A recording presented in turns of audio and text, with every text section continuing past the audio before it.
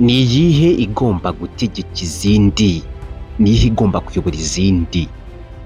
Ibi ni itegeko ko zigomba kurwana kugira ngo zitoranyemo umwami wazo, akaba zirusha ingufu n'imbaraga.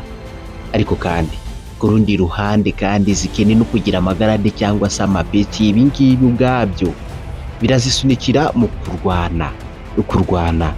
Igikorwa gisa nk'aho ari icy'itegeko mu rusobe rw'ibinyabuzima, haba ku bantu kimwe n'inyamaswa. Ariko ku rundi ruhande ndagira ngo nkwibutse ko kugira ngo inyamaswa ibeho irya indi, niyo mpamvu abantu turya inka. Ariko kandi niyo mpamvu ushobora gusanga intare ikundisha.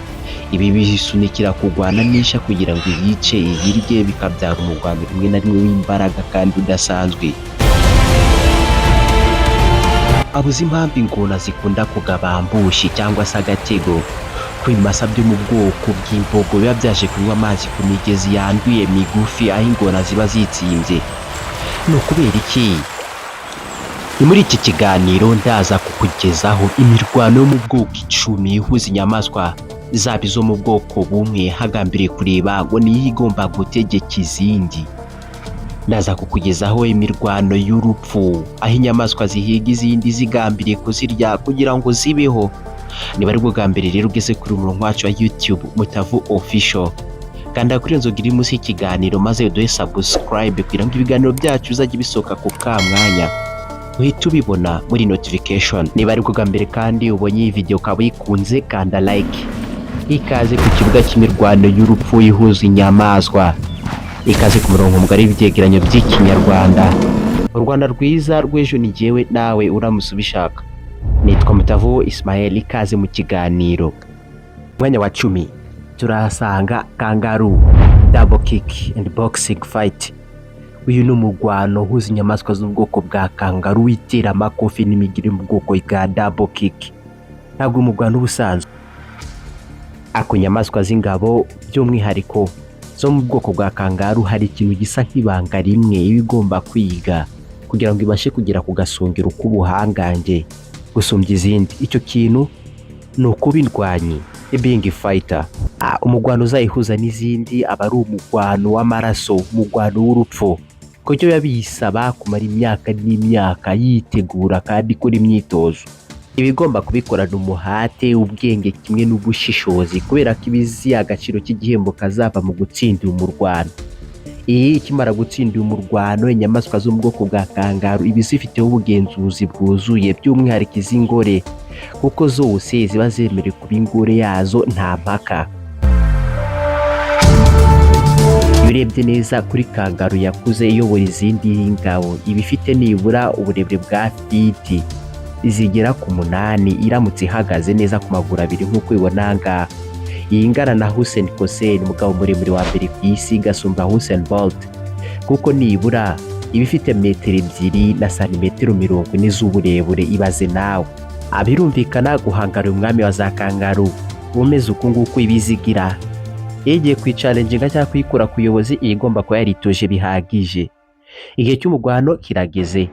Kangaroo ntoya zose zegera ku ruhande maze zigatangira ikibuga kugira ngo uje guhangana n'umwami bagwane. Aha habera umurwano w'akataraboneka urimo imigeri yo mu bwoko bwa double kick, ibipfusi biremereye bya boxing kangaroo. Zirakubitana, zigakomeretsanya imbere n'inyuma, zikavunagurana amagufa, bakavuyemo imivuga ngo ndemeye, maze umwami akaboneka.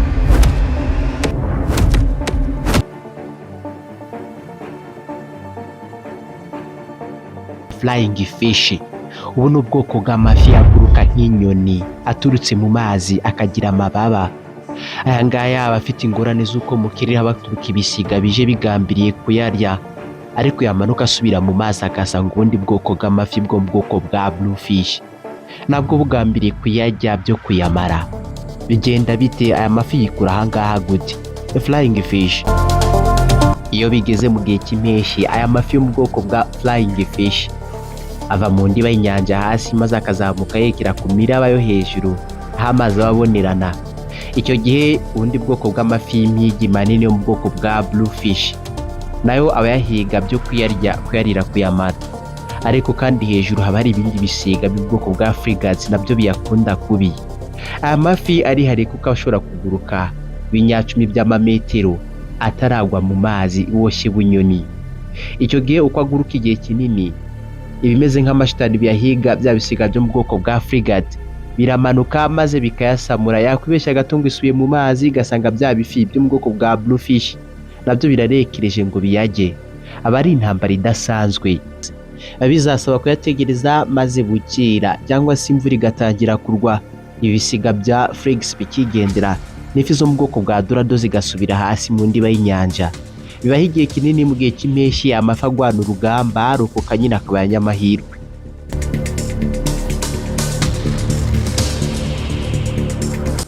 Twihuse ku mwanya munani turahasanga imirwano ihuza ubwoko bw'ihene z'inyagasozi zitwa ibex goat. Iyi ngiyi usanga ari nk'ihene bikumira indi ngenzi yayo y'ingabo kugera ku bushobozi runaka bwo kugenzura no kugenga ibyo bigambiriye kurinda kimwe no gucunga mu buryo bwo kwereka izindi ko ariyo y'imbaraga. Izi ibex goat zikunda kwibera mu bice by'uburasirazuba bwo hagati, Middle East, mu bihugu by'Abarabu ahazwi nko mu bice bya Arabie Petre, Arabia y'ibitare, cyangwa se muri Middle East habarizwa imisozi ya za cliffs, imisozi y'ibibuye ndetse n'ibitare. Ibex goat ishobora kurwana na ngenzi yayo iyikumira kugera ku bushobozi runaka, kuko wenda ari nk'urugero yihaye inshingano zo gucunga umugezi, ariko bitemerera izindi izo arizo zose kuba zaza kunywera amazi kuri uwo mugezi keretse bibanje kurwana, ikazereka ko ari nyembaraga nyine.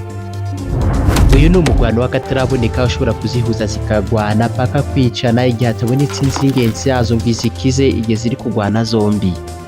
Aba ari umugwano wa nyawo koko, ibex goat fight. Ku mwanya wa karindwi turasanga crocodile underwater ambush.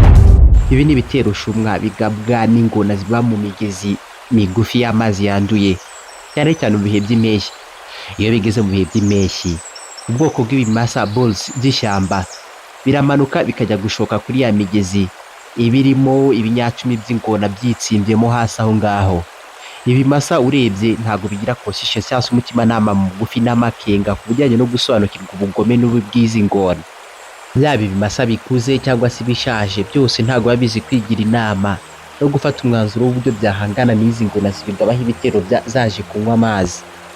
Ibi ngibi bituma zizirira hafi kuzimara, ariko kandi n'igihe bigira gutya izi ngona nazo ubwazo zigakorakorana, kuko imwe yifashe kimwe ihita itanga amakuru n'izindi nazo zikaza. Hari igihe rero umuhigo uba mukeya, izi ngona nazo zigasubiranamo zikarumana koko hafi byo kwicara.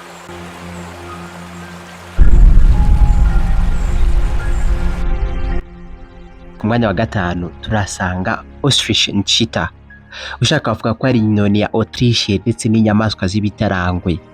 Ubusanzwe urutarangwe niyo nyamaswa ya mbere yirukanka gusumbya izindi zose ku isi ndetse no mu ishyamba, kuko iyi ngiyi ifite ubushobozi bwo kwirukanka nibura mayiro zigera muri 70 mu isaha, hafi ibirometero 115 mu gihe cy'isaha.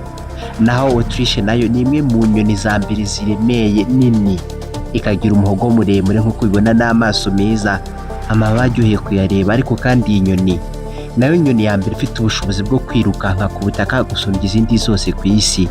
Iyi nyoni ntabwo iguruka, ariko ibitarangwe muri rumake ni kimwe mu bintu bikunda guhiga, hazamo izi nyoni za Autriche. Ahangaha kugira ngo urutarangwe ruzafatishe Autriche bisaba kuyivudukana by'agatangaza kandi ku muvuduko munini, ariko kandi ntabwo rwapfa kuyishoboza ari rumwe, kubera ko Autriche ubusanzwe ni inyoni y'inyembaraga kandi igira imigeri iremereye, ku buryo Autriche ikubise umugeri umwe urutarangwe ntabwo ubwabo bushobora kuhazaharira, byaba ngombwa rukanapfira. Ibi bisaba yuko ibitarangwe bari nka 2 cyangwa 3 kugira ngo bivudukane inyoni ya Autriche bibashe kuyica biyirye. Intambara y'ibitarangwe na Autriche.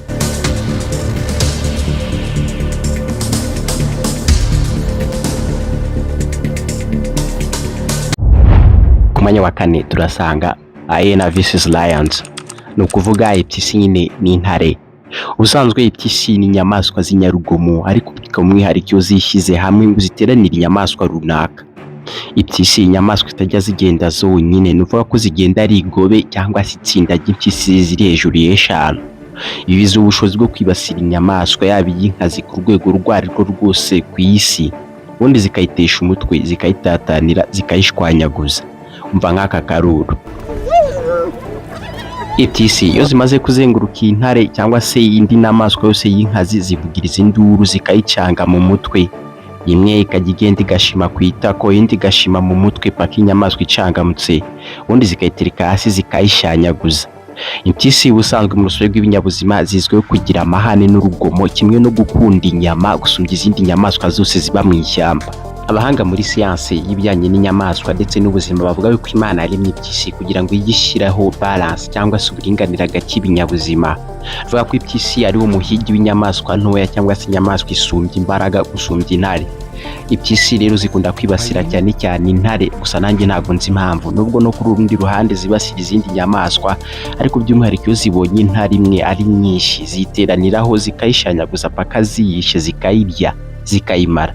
Intambara y'impyisi iba yuzuyemo amacenga ndetse n'amayeri atabarika cyane, tekinike zo kwivugiriza induru zizenguruka paka icangamutse, ubundi zikayitura hasi zikayirya.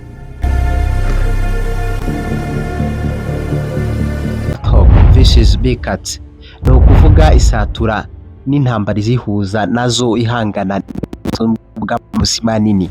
Ubwo ni ukuvuga intare, ingwe, ingweba, insita, urutarangwe ndetse n'izindi. Iyi ngiyi irimo iravugwaho kenshi cyane kuri za social media ahangaha mu karere kubera ko yigize umwami w'ishyamba ugezweho.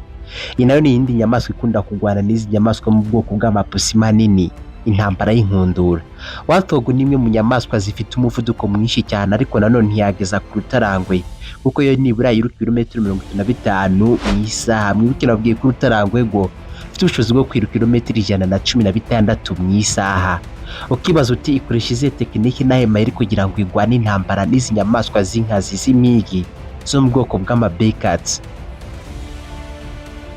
Isatura ni imwe mu nyamaswa zubatse ubwami bwazo neza kuko iba ifite imyobo myinshi iba yaracukuye mu ishyamba yihishamo.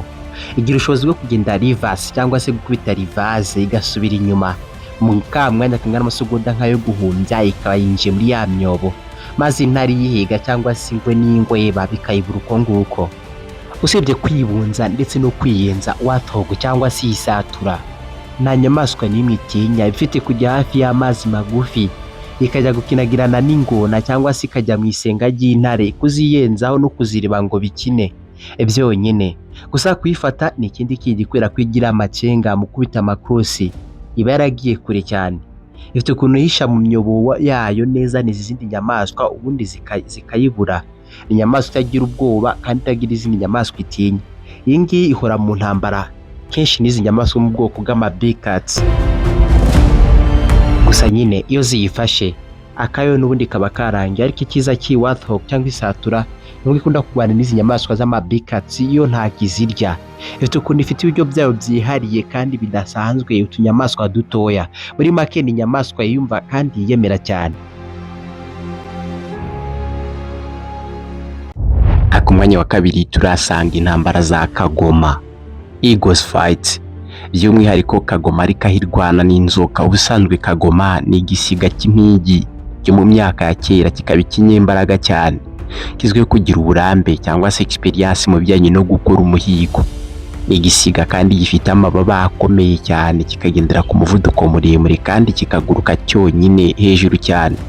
Kagoma ubusanzwe izo kwibasira inyamaswa zo mu bwoko bw'imiserebanya, ikwana n'inzoka, ariko by'umwihariko n'ikirenze kuri ibyo Kagoma nta nyamaswa n'imwe itinya, zaba izisumbye uburemere, ubunini ndetse n'ibindi. Ni ibintu byumvikana ko Kagoma ishobora kuba yamanuka maze igakubitisha cyangwa se n'ishyamba ikayica, ikayiterura kandi ikayigurukana mu kirere. Kagoma nta nubwo igira ubwoba bwo gutinya abantu nyabantu. Umwami impigi zose z'ikirere. Iyi ngiyi ifite ubushobozi bwo guhiga ibisiga bigenzi byayo, ikabyibasira ikabyica mu rupfu rubabaje cyane. Yarenza ikaza ku butaka idatinya kwibasira inyamaswa hafi ya zose. Ushaka wita umwami w'ikirere, ariko kandi Kagoma yanobora izindi nyamaswa zose zo ku butaka kuko nta nyamaswa n'imwe yayihangara ibaho ku isi. Nitibatswe warthog cyangwa se amasatura bifite ubushobozi bwo kwibasira ingwe n'ingweba, impyisi n'izindi nyamaswa zose. Ikunda kwibasira imiserebanya ya lizard yo mu bwoko bukomeye cyane myinshi ibarizwa mu butayu. Iyi ngiyi kandi nta gitinya za nzoka zo mu bwoko bwa cobra inyabumara n'izitagira ubumara. Izi zose izica imitwe kandi ikazishishura, ikazivovota rwose, ikazirya, ikazigurukana mu kirere, ubundi ikazishyira ibyana byazo, izindi ikagira umutsimbo. Kuko iki gisiga ari ikinyembaraga, mu maboko yacyo gikunda gukoresha gihiga, gifitemo ingufu zikubye iz'umuntu inshuro 15. Impigi kagoma, umwami w'inyamaswa zose zo mu kirere, yewe na nyinshi zo ku butaka. Ku mwanya wa mbere tureba intambara iri ku mwanya wa mbere. Niba wakunze ikiganiro ukanda like, ubundi ze nkubwire umugwano wa mbere ni uwuhe? Iguana vs rhesus snake. Imisiribanya yitwaye iguana ihanganye n'inzoka zo mu bwoko bwa rhesus zinyirukasi bya hatari. Iyi ni intambara ibidasanzwe, aho izi nzoka ziba zigambiriye gufata imisiribanya idakomoka ku isi, ikaba imisiribanya yituriye hafi y'inkombe z'amazi, ariko kandi ikunda no kwibera mu mazi. Urimo wumva bitangaje? Nanjye numvisha ari ibintu bitangaje kumva imisiribanya iba mu mazi. Aba ari minini kandi itangaje, iteye ubwoba, igakunda kubarizwa mu bice bya Centre Amerique, Amerika du Nord, muri Mexique ndetse no mu bindi bice bya Amerika. Iyi misiribanya bavuga ko itakomotse ku isi, ariko uburyo ibaho n'uburyo ikora biratangaje cyane. Niyo mpamvu nyamukuru ituma igwana n'izi nzoka zo mu bwoko bw'amarhesus. Aho ubundi iyo bigeze ku gihe cyo gutera amagi, iyi misiribanya yitarura inyanja ikajya kure cyane hari umucanga ushyushye w'umukara, niho itera amagi, ubundi ikongera igafata urugendo ikisubirira ku nyanja.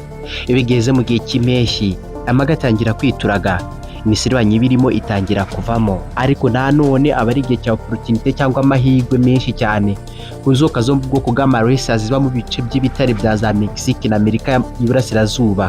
Iki gihe izi nzoka ziba zibonye ibyo kurya bihagije, ziba zirekereje ko aya magi yituraga ava mu mucanga, ubundi zikirukankana iyi misiribanya iguana zikayirya koko. Akorokora ubuzima kuri iki cyana cya iguana bisaba kwigengesera, kigakontorora intambwe zayo. 60% by'ibyana by'imisiribanya ntabwo bibasha kugera ku nkombe aho bibonera amahoro, kuko bipfira mu nzira biriwe n'izi nzoka zo mu bwoko bwa rhesus. Zigira gutya zawufata zikawuteranyira zikawushwanyaguza koko. Aba ari intambara idasanzwe. Iguana vs rhesus snake. Nahasoreje iki gice cya mbere cy'imigwanire ihuza inyamaswa. Niba wagikunze ushobora kujya muri comment ukandika uti duhe part 2, kubera ko ibice bya kabiri n'ibya gatatu nabyo birahari. Wakoze kubana nanjye muri iki kiganiro. Ye mwabanye nitwa Mutavu Ismael, bifurije kubaho neza ndetse no kuramba. Naho ubutaha, bye bye.